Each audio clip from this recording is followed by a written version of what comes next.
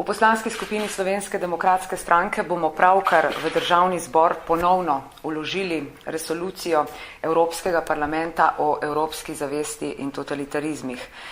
Menimo namreč, da je tudi v okviru 70. obletnice konca druge svetovne vojne sedaj primeren čas, da se politika končno poenoti pri obsodbi vseh totalitarizmov in sprejme resolucijo, ki odločno in jasno obsoja vse zločine proti človeštvu in množične kršitve človekovih pravic, ki so jih zagrešili totalitarni in avtoritarni režimi.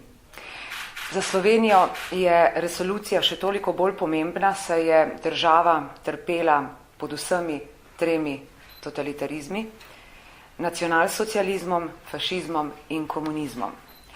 Prvič smo kot poslanska skupina Slovenske demokratske stranke to resolucijo v državni zbor vložili v oktobru leta 2009, vendar takrat resolucija ni dobila podpore. Takratna koalicija, leva koalicija, pač ni podprla te resolucije.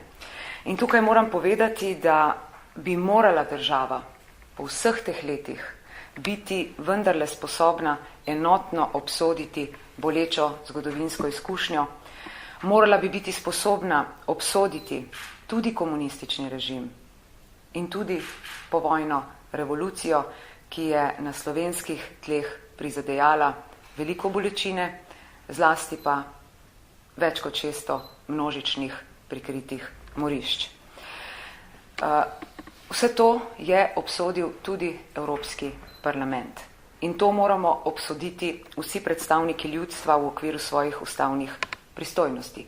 To je v okviru kateregakoli formalnega akta. In resolucija je nedvomno primerna za takšno obsodbo.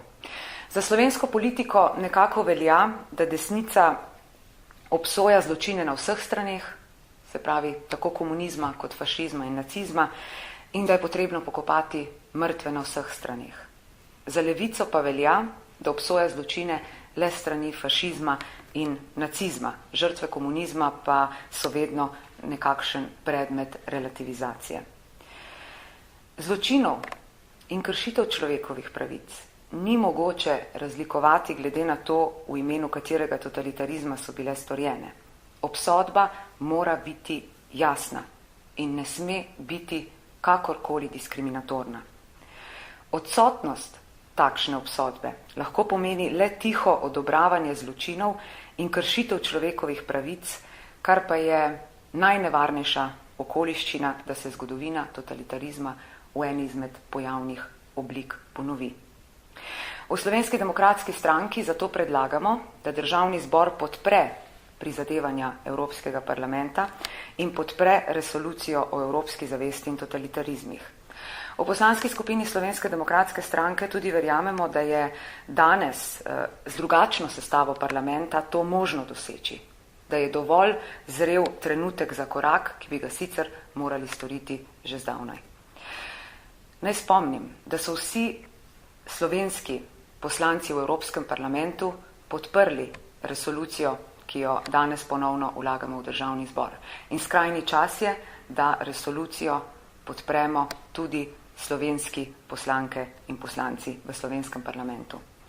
Besedilo resolucije je po našem mnenju lahko sporno le za tiste, ki jim vrednote evropskega prostora niso skupne in ki še vedno na nek način podpirajo ideje komunizma in s tem tudi zločine, ki jih je ta režim izvajal.